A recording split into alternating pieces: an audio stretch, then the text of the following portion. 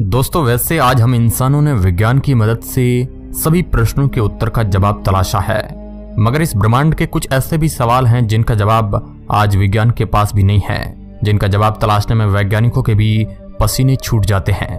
तो आइए जानते हैं कुछ ऐसे ही सवाल जिनका जवाब आज हमारी साइंस के पास नहीं है। नंबर 10, क्या हम ब्रह्मांड में अकेले हैं?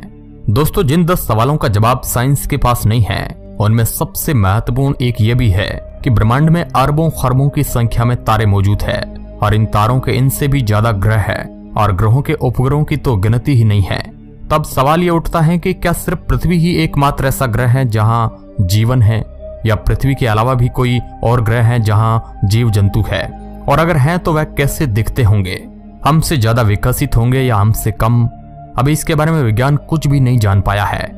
यदि पानी में जलचर जीव ना होते तो शायद आज हम इंसान यही मानते कि पानी में तो जीवन संभव ही नहीं है, क्योंकि यहाँ पर्याप्त मात्रा में ऑक्सीजन नहीं है, जबकि हर जीव जंतु को तो ऑक्सीजन की जरूरत होती है। मगर पानी में रहने वाले जीव जंतु ये साबित करते हैं कि पानी में भी जीवन संभव है, भले ही जीने के लिए जरूरतें अलग अलग हो। तो दोस्तों हो सकता है कि इस प्रकार से दूसरे प्लानेट पर रहने वाले जीवों के लिए भी जीने के लिए वहां का ही पर्यावरण उचित हो, उन्हें जीने के लिए ऑक्सीजन की नहीं बल्कि अपने ग्रह के ही मटेरियल की जरूरत हो। मगर इस बारे में स्पष्ट रूप से हम ना तो अभी जान पाए हैं और ना ही कोई कल्पना कर पाए हैं।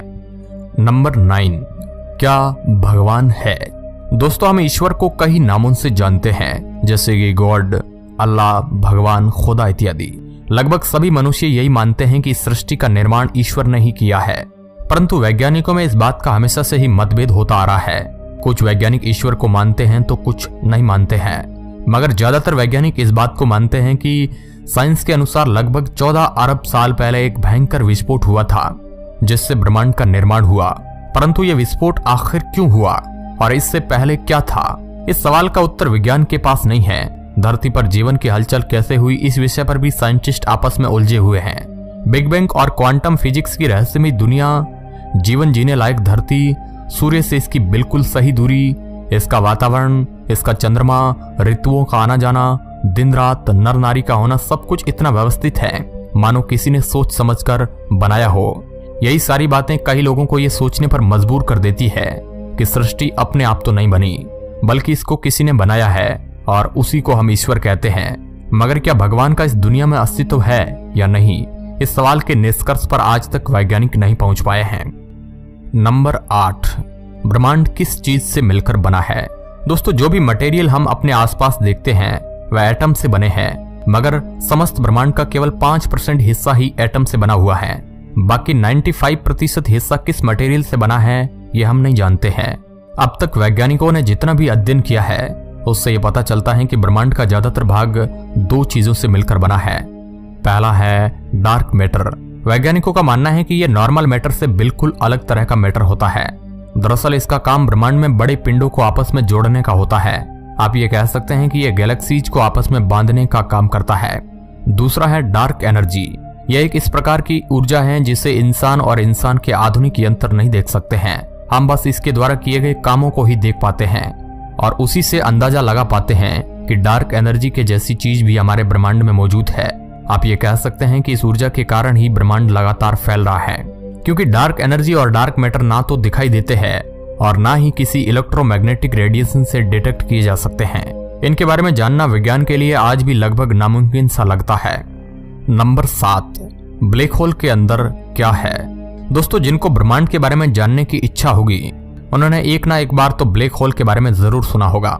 ब्लैक होल में गुरुत्वाकर्षण शक्ति इतनी अधिक होती है कि यह लाइट को भी अपनी ओर खींच लेता है।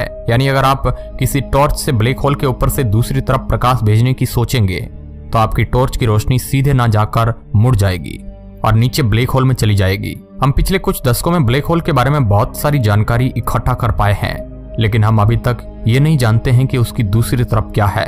आइंस्टाइन के अनुसार ब्लैक होल अनंत रूप तक छोटा होता चला जाता है, जबकि वर्तमान में खगोल शास्त्रियों के अनुसार यह दूसरे ब्रह्मांड में जाने का द्वार भी हो सकता है, जिसकी शक्ति का इस्तेमाल करके हम काफी कम समय में दूसरे ब्रह्मांड में प्रवेश कर सकते हैं। नंबर 6, जीव चेतना कैसे काम करती है? दोस्तों सभी जीवों में जागरूकता है।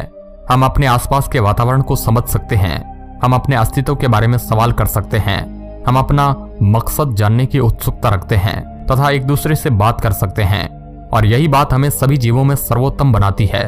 मगर हमें नहीं पता है कि ये कहां से आती है और कैसे काम करती है। हमारा दिमाग सेंट्रल कंप्यूटर की तरह काम करता है और सभी शारीरिक क्रियाओं को संभालता है। हमारे दिमाग की स्कैनिंग से हमको ज्ञात होता है कि हमारे माइंड के 100 अरब से भी ज्यादा नर्व सेल्स कितने जटिल तरीके से इलेक्ट्रिक सिग्नल्स का आदान प्रदान करते हैं। मगर दोस्तों, दिमाग और चेतना एक नहीं है, क्योंकि इलेक्ट्रिक सिग्नल्स हमको ये नहीं बताते हैं कि कैसे यह दिमाग चेतना का निर्माण करता है। यह अभी भी हमारे लिए एक रहस्यमय सवाल है। नंबर 5, सपने क्यों आते हैं। दोस्तों, विज्ञान इस बात का तो पता लगा चुका है कि हम सपने कैसे देखते हैं और यहाँ तक कि जापान में तो ऐसी भी तकनीक आ चुकी है जिसकी मदद से हम अपने सपनों को बार बार देख सकते हैं। सोते समय जब हमारे दिमाग के नर्व सेल्स इलेक्ट्रिक सिग्नल्स का आदान प्रदान करते हैं तब हम सपने देखने लगते हैं। कई साइंटिस्टों का मानना है कि सपने हम तब देखते हैं जब हमारा दिमाग किसी जानकारी को एक भाग से दूसरे भाग में भेज रहा होता है, लेकिन यह 100% सच नहीं है। हम सपने क्यों देखते हैं, सपनों में आने वाली चीजों का क्या मतलब होता है और सपने हमेशा इतने अजीब क्यों होते हैं, इन सभी प्रश्नों का उत्तर आज भी विज्ञान को पता नहीं चल पाया है और शायद आने वाले 1-2 दशक तक सटीक रूप से पता नहीं लगा पाए। नंबर 4, क्या भूत होते हैं। दोस्तों, इसके बारे में कुछ लोगों का मानना है कि भूत होते हैं, तो कुछ लोग भूत प्रेत कुछ नहीं मानते हैं। यूं तो भूतों के देखे जाने और उनके सबूत के तौर पर भूतों की फोटो और वीडियोज इंटरनेट पर भरे पड़े हैं, मगर साइंस को अभी तक कोई ठोस प्रूफ नहीं मिला है जिससे यह कहा जा सके कि हमारी इस पृथ्वी पर भूत भी होते हैं। इसके लिए वैज्ञानिकों ने इलेक्ट्रोमैग्नेटिक फील्ड डिटेक्टर और थर्मल इमेजिंग कैमरे के जैसे कुछ बहुत ही आधुनिक यंत्र भी बनाए हैं, लेकिन उनके हाथ कुछ ऐसा नहीं लगा जिससे यह सिद्ध हो कि भूत प्रेत होते हैं। मगर कुछ लोग भूत होने का दावा करते हैं। क्या आप भूतों पर विश्वास करते हैं? हमें नीचे कमेंट बॉक्स में बताइएगा जरूर। नंबर 3, मरने के बाद क्या होता है। दोस्तों, पुरातन समय से चली आ रही प्रथा के अनुसार लोग ये मानते हैं कि मरने के बाद आत्मा अपने संपूर्ण कर्मों के अनुसार स्वर्ग या नरक में जाती है और कुछ लोग पुनर्जीवन पर भी यकीन करते हैं। असल में यह ठोस प्रमाण कम बल्कि ठोस कहानियां दोस्तों ज्यादा लगती है, इसलिए विज्ञान इन पर ऐसे ही विश्वास नहीं कर सकता है। हमारे पास इतनी आधुनिकता तो आ चुकी है कि हम ये आसानी से बता सकते हैं कि इंसान कब मरने वाला है, लेकिन आज तक यह एक अनसुलझा रहस्य है कि इंसानों के मरने के बाद आखिर उनके साथ होता क्या है और उनकी चेतना कैसे और कहां चली जाती है। इस सवाल का उत्तर जानने के बाद शायद हम इंसान और भी ज्यादा आधुनिक हो जाएंगे और शायद हम अपने जन्म और मृत्यु को भी कंट्रोल कर पाएंगे।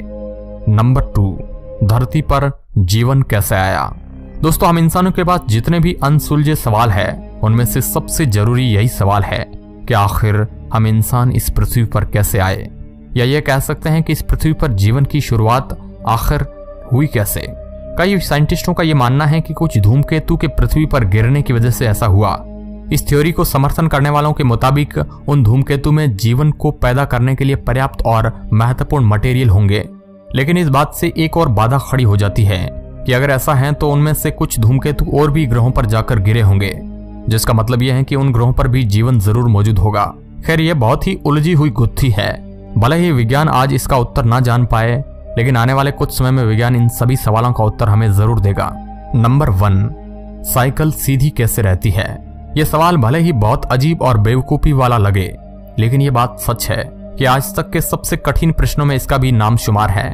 वैसे तो इसके बारे में सैकड़ों वैज्ञानिकों ने अपनी थ्योरीज दी है, लेकिन आज तक एक भी ऐसी थ्योरी नहीं बनी जिससे ये बिल्कुल साफ साफ बताया जा सके कि आखिर साइकिल बिल्कुल सीधे कैसे खड़ी रहती है। इसका उत्तर देने के लिए कई लोग जाइरोस्कोपिक इफेक्ट का नाम लेते हैं, लेकिन मैं आपको बता दूं कि यह बिल्कुल गलत है। जितना यह सवाल कठिन दिखता है, असल में उससे कहीं ज्यादा कठिन है। आप अपनी स्क्रीन पर दिखाई गई फोटो में यह देख सकते हैं कि सिर्फ एक साइकिल को चलाने में कितने सारे भौतिक के नियम एक साथ काम करते हैं, और यही चीज इसे जटिल बनाती है और हमें इस सवाल का उत्तर देने में दिक्कत करती है।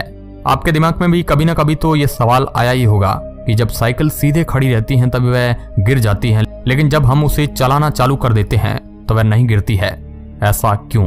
तो दोस्तों, ये थे कुछ ऐसे सवाल जिनका जवाब आज भी हमारे लिए काफी कठिन है।